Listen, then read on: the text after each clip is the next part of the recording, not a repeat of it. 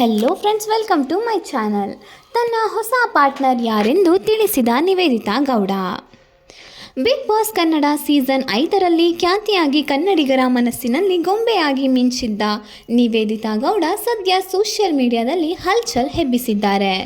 TikTok ಮೂಲಕವೇ ಖ್ಯಾತಿ ಪಡೆದಿದ್ದ ಈ Nivedita Gowda Bigg Boss Kannada season 5ರಲ್ಲಿ ಸ್ಪರ್ಧಿಯಾಗಿ ಮಿಂಚಿದ್ದರು. ತನ್ನ ಬ್ಯೂಟಿ ಹಾಗೂ ಗ್ಲಾಮರಸ್ ಲುಕ್ನಿಂದ ನಿವೇದಿತಾ ಗೌಡ ತುಂಬ ಸುದ್ದಿಯಲ್ಲಿದ್ದಾರೆ.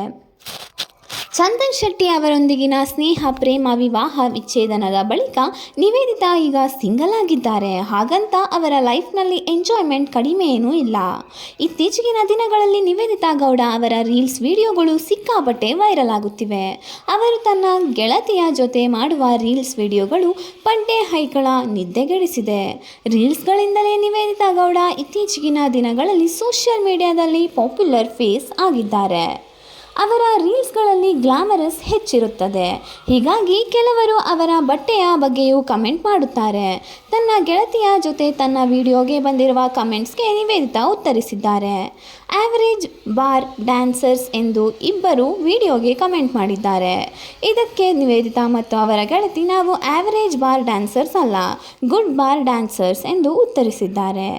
ನಿವೇದಿತಾ, ಇಂಥ ಡ್ಯಾನ್ಸ್ ಮಾಡೋಕೆ ನಿಮಗೆ ನಾಚಿಕೆ ಆಗಲ್ವಾ ಎಂದು ಇಬ್ಬರು ಕಮೆಂಟ್ ಮಾಡಿದ್ದಾರೆ. ನೋ, ಯಾಕೆ ಎಂದು ನಿವೇದಿತಾ ಪ್ರತಿಕ್ರಿಯಿಸಿದ್ದಾರೆ.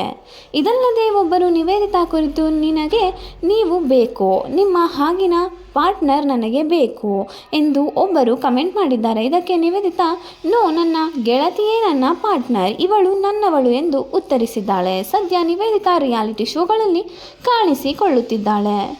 ಹಾಗಾದರೆ ಇವರ ಪಾರ್ಟ್ನರ್ ಇವರ ಗೆಳತಿನಾ ಎಂದು ಅನುಮಾನ ಶುರುವಾಗಿದೆ.